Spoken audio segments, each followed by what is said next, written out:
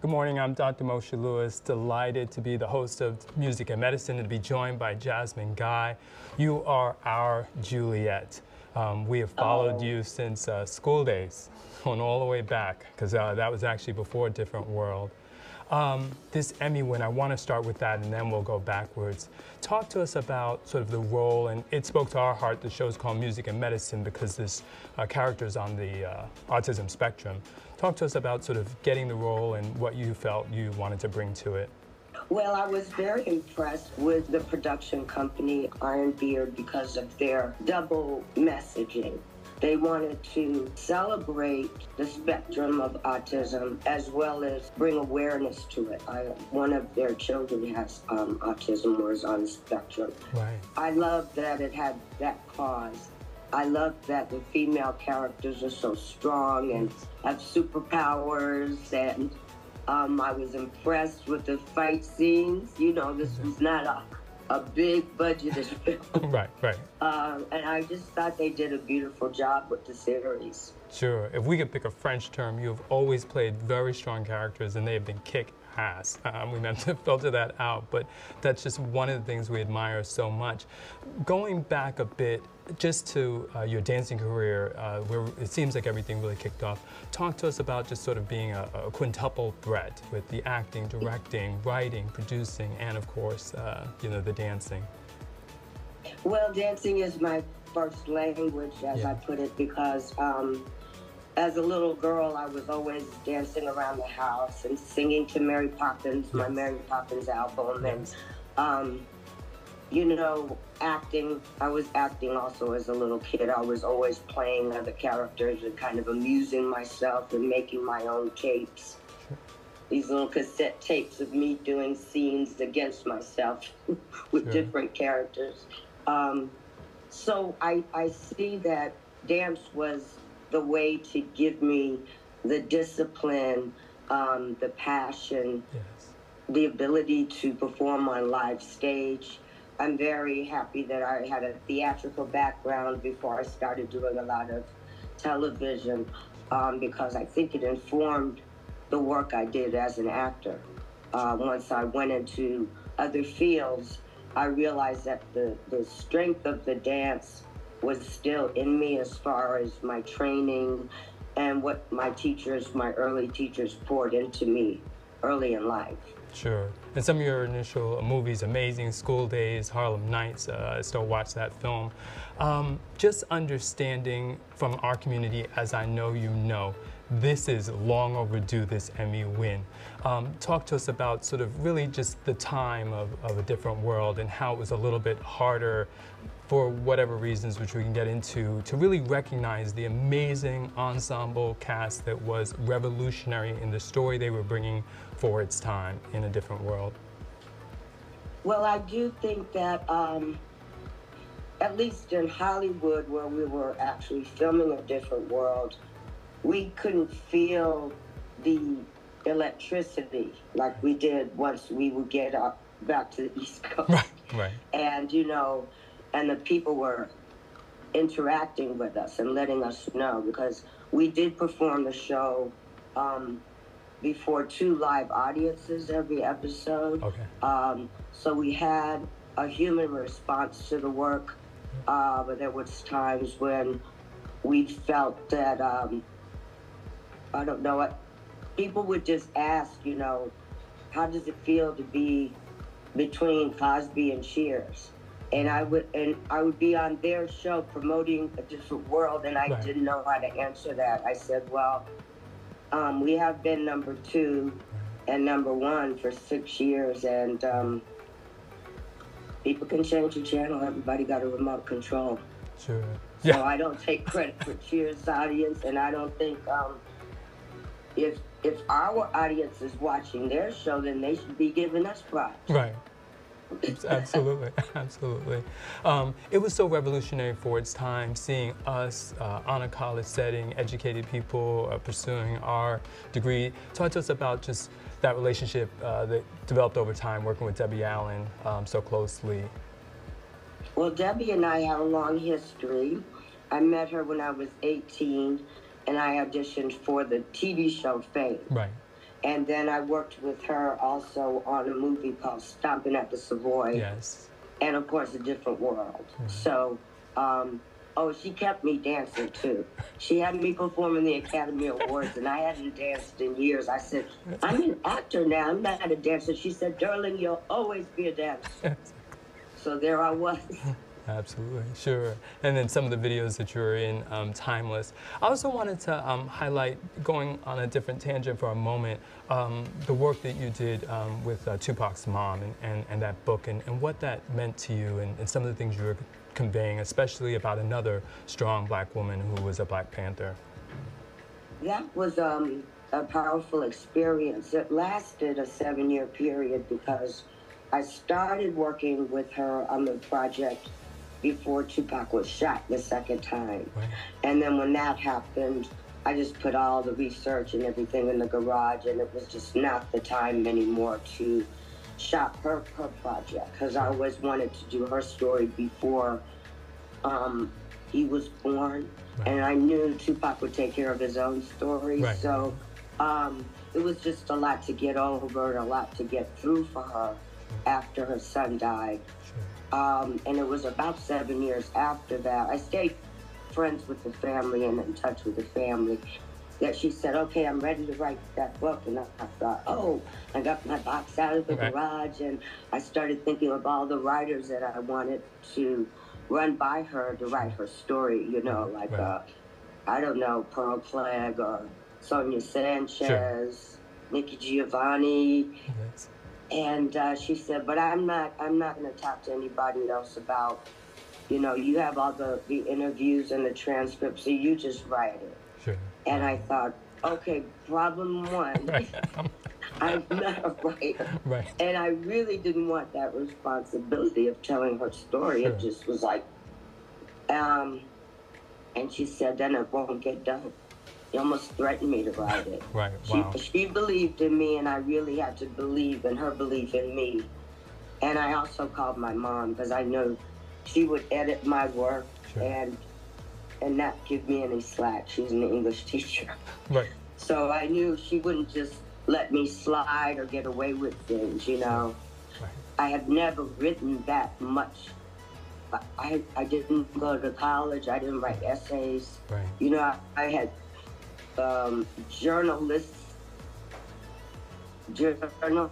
and things like that I wrote, or long letters, but it was quite a learning curve for me. And I also learned to write in my own voice. I wanted the audience to get to know Afeni as I did. Sure. And it was not chronological, because her storytelling was all over the place. Right. So, and there were a lot of Shakurs. Right. Right. And there were a lot of Lumumbas. And I was just like, whoa, well, are you all related? Oh no, that's so-and-so. I was okay.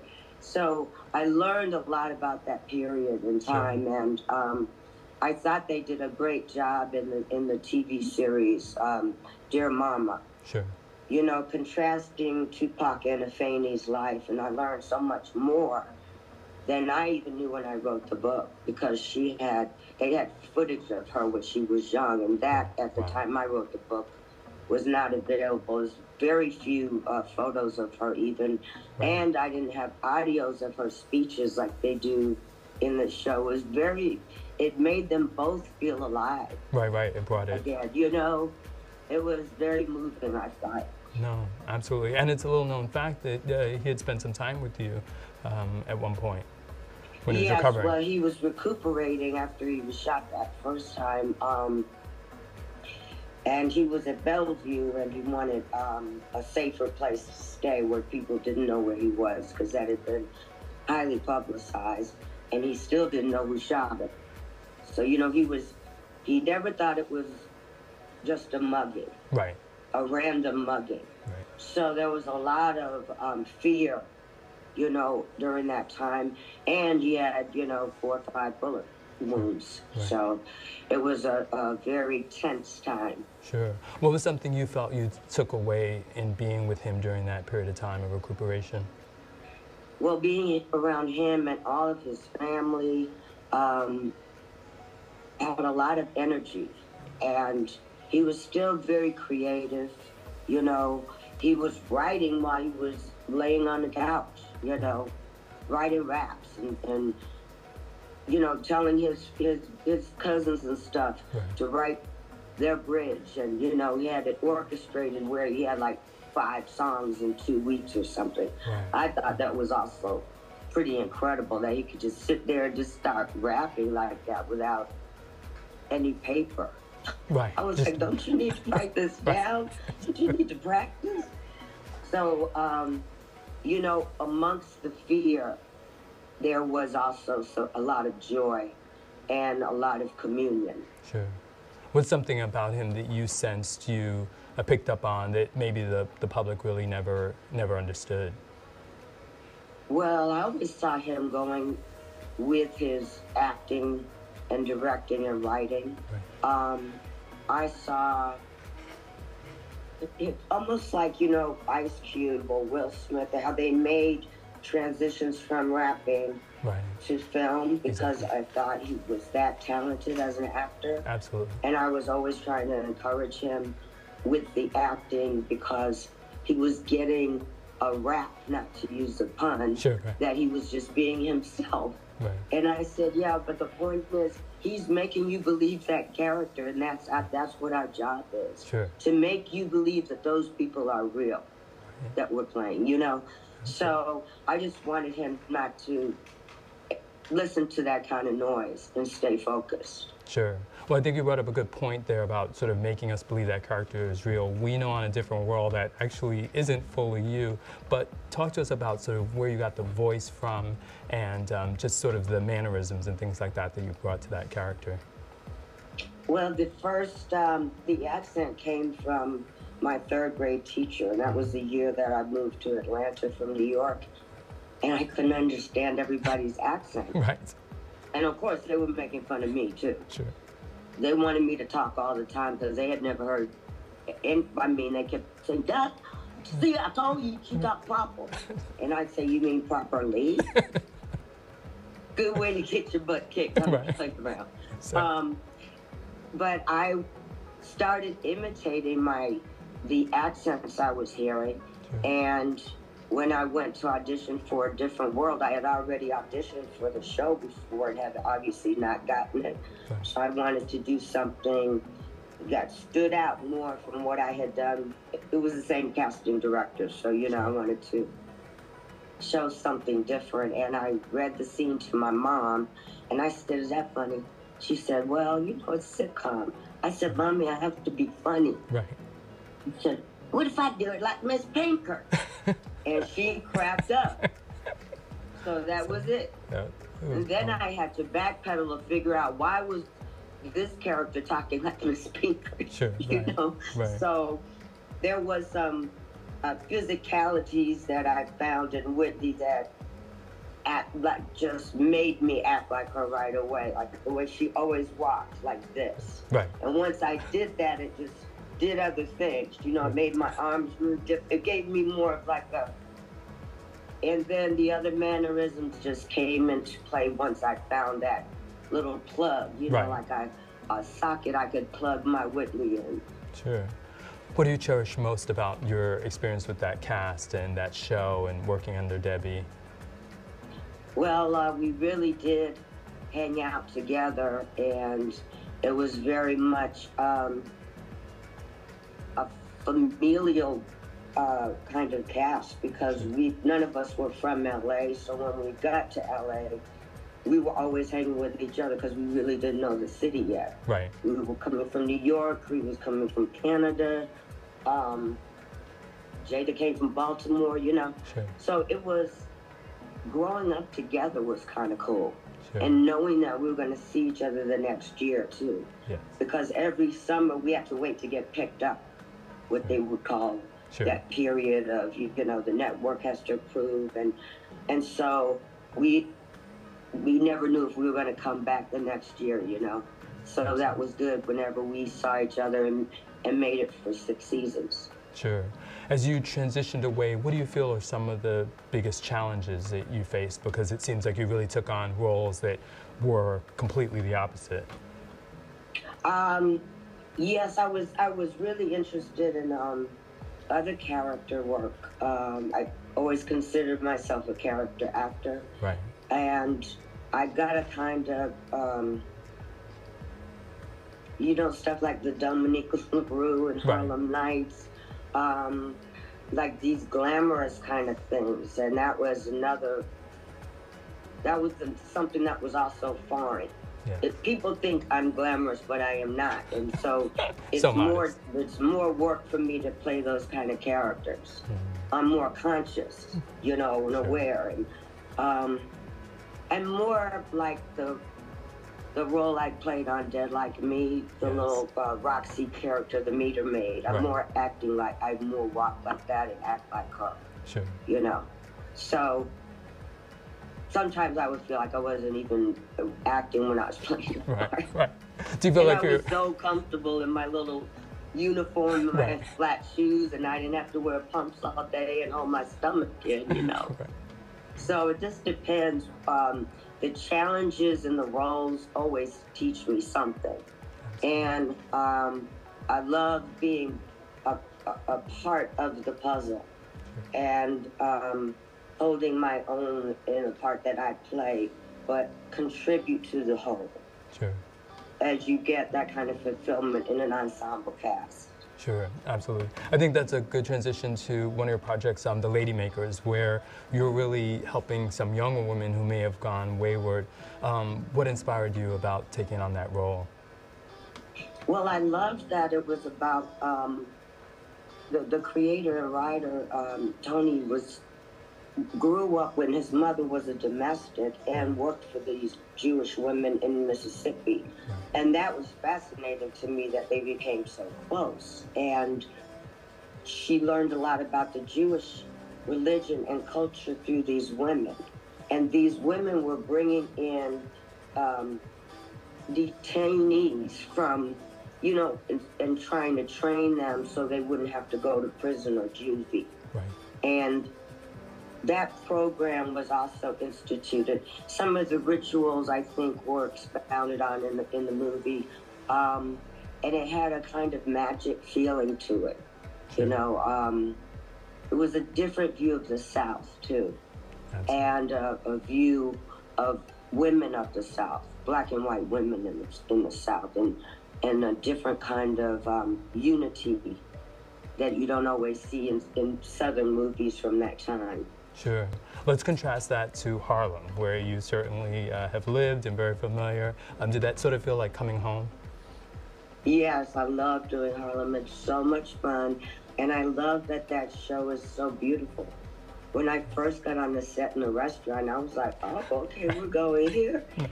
Art and colors and sunshine on the sidewalks. Yes. You know, a lot of TV and film makes Harlem look very gray and a little dark, you know, and contrasting. And I love the sunshine of it. And of course, the four women I think are great on the show. Sure. Most of my scenes are with Grace Byers, who I adore. Yeah. So I just go and have a good time. Sure. What are some of those elements that you look for in a script before deciding to take it on? Well, I try to see if it's a part that I can bring something to. Mm-hmm. If it's a role and I'm like, I don't really know what I can do that anybody can't do. Right. You know what I mean? And, oh, I know I can. If it's a little spark in there, or as I've gotten older, I have more life experience. Yes. And I can access, I don't have to imagine everything now. Mm-hmm. Now I have had heartache. Now I have had a child. Right. Now all of those things I just pretended or imagined. I played a pregnant young woman many times before I was, you know, had my real baby. And it just informs my work, and I feel closer to it. I feel closer to the art of acting, having experience and going, oh, I know that. I know that feeling. Sure. Like when I had to play the aunt of Emmett Till in a short film called My Nephew Emmett, right. I could access her very easily. Like I didn't have to go and make myself cry in the corner and some of the things I used to have to do when I was younger. I could access very quickly. Sure. And again, I had a similar scene with Raven, Right. Simone, when we did Queen, because I had to give her up to the big house. I was going to say the White House. Right. Almost. The big house. And it was very draining because we were both like always trying to, you know, stay in character, stay in that moment. And we were, you know, kind of sobbing for hours filming that scene. And when I did my nephew Emmett, I could really just go right there. Like just the thought of losing my kid, boom. No, absolutely. And I could, and I'm enjoying that experience too, being more connected with what the writers created for me to play, because I don't feel like I'm pretending as much anymore. Right. You've got the depth and substance. I purposely wanted to walk through a lot of those projects to sort of lay the foundation for coming back to talking about the Emmy. You've said that you feel embraced by the Academy. To what extent is it so long overdue? You'd won so many awards on our side of the house, so to speak, NAACP and the Image Awards and things like that, and to finally have like full recognition, how does that feel? It really, you know, and as I was thanking people, I got a little full because I realized that this Emmy was for The Chronicles of Jessica Wu, right, but also A Different World. Yes. And also Atlanta. Right. And that made me very full because, you know, I went to a performing arts high school in Atlanta. I was in Atlanta Ballet.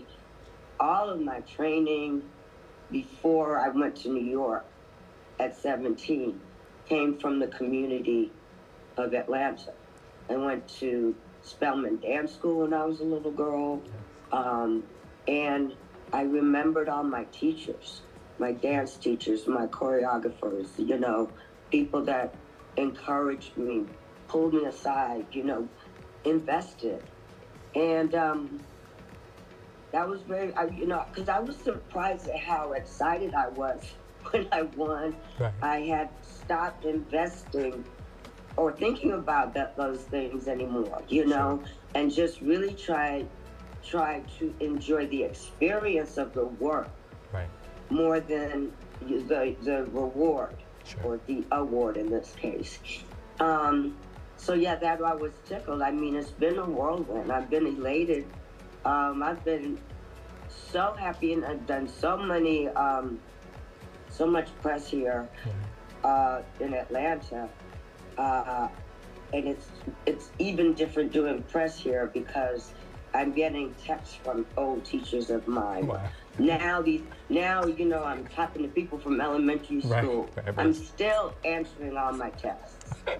Because they're calling from, you know, I guess as long as you live, the more people you know. Right. You know? It's a rumor. So, I've just been enjoying that experience as well. Absolutely. Thank you. Sure. Absolutely, and being thankful. Talk to us about coming full circle. You're in Atlanta now, as you had stated, and you're home, and the importance sometimes of that being near family, the ones you love, and giving so much to a lot of the local theater there, local groups, indie films. Yes, I do a lot of work here. I love working here while I'm home. But I'm also, there's such a movement here now that I didn't think I would experience. I moved here about 15 years ago, thinking I'd be here for a couple of years and then have to move to New York and LA again. But then the production started coming in, and I started working. I did Vampire Diaries. I did Drop Dead Divas. I did, you know, whatever shows were going on, they were happy to bring me in. And then a lot of independent production companies that I felt, you know, maybe needed a name to help them with distribution or selling the product, you know. And then I was awarded the ability to do theater, direct, choreograph, and other things that I had not done before. You know, at one point I was like, I don't know why these people think I can direct, because they just made that assumption. When I first directed, when I directed for Colored Girls, right. I did it because I was at a point in my life where I just wanted to say yes to whatever people wanted me to do. Like, if I ask God to tell me what I need to do now, what I need to do next in my life, then I have to answer when those people call. And I did want to stretch. And I did want to see how much I knew. I was honest with my cast, you know, but they were very open and giving and beautiful. It was really a beautiful production. The other thing was I had never seen a production of For Colored Girls, and I didn't want to tell them that. Right, sure. We'll give it a secret. Yeah, it seems like you don't, as a black actress, you don't say that. Right. You don't say you haven't seen August Wilson plays, and sure. you don't see you haven't seen For Colored Girls. Right. So I held that in for a while. I was really happy though that I had never seen a production, because that meant, and I'm sure I did things just the way some other, you know, productions did them. Sure. But I couldn't copy what I hadn't seen. Sure. You know, Right. so I tend to try not to see things ahead of time since that experience. Sure. Yeah, because when I did Chicago and I was playing Velma Kelly, we were doing the national tour while the original cast was still on Broadway. Right. So some of our cast were going over to see the show after rehearsals. Okay. And I think I talked to Anne Rankin and I said, "Do you think I should see it?" She said, "No, you're doing fine. Just, you know, it may confuse you." Blocking is the same, choreography is the same, sure. Flavor totally different, you know. And again, we're working as an ensemble, even though Velma and Roxy were the two. You know, we had Mama Morton, we had Oba Babatunde, who was playing Billy, and we were complimenting each other in our cast as they were doing on Broadway, but a different flavor. Sure. Absolutely. I wanted to talk a little bit as we wrap up about your daughter and what it feels seeing full circle some of the work that she's starting to do and working together with her, and what that means to you. Well, you know, it took her a long time to tell me she wanted to act. She said she was nervous that I would say no. And I was kind of surprised because it happened at a school that I had her in a college prep school. Okay. And had I known, I might have sent her to a performing arts school. Sure. Like I went to. So she could get her academics and her, you know. So, but she loved the school she was in. She ended up getting accepted to, I don't know, 4 out of the 5 schools that she applied to, and went to NYU and studied at the Tisch School. Sure. So, yeah, she had to graduate during the COVID thing, though. Right. She had to do her junior and senior year online. I mean, you know, Zooming. Right. Very hard to do a Haitian dance class in your living room on a Zoom call. Right. I felt bad for the teachers. Right. You know, everybody was making that adjustment, but having to, you know, learn how to teach and do this and see all your kids at the same time. But I really admire how she stuck to it and kept herself motivated, because that was another thing. Theater is an interactive class. Absolutely. So you're also not having live scene work or, you know, very interesting. But again, everybody was suffering in some way. Everybody had to make a huge adjustment. So I'm proud of her, and she's still in New York. She likes New York. Yes. I don't blame her for that either. Exactly. I always say I was raised in Atlanta, but I grew up in New York. Okay, right. Because, you know, it never leaves you. You know, 30 years that I was going between New York and LA, that was the first 6 and 7 years I was in New York. I didn't live, well, I went to LA to do Fame for like 3 or 4 months, but most of the time I was in New York.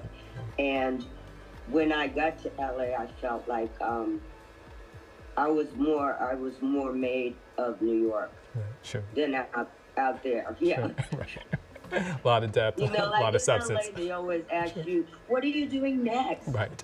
What's happening now? Right. And sometimes, I'm sorry, I live in the middle of Atlanta.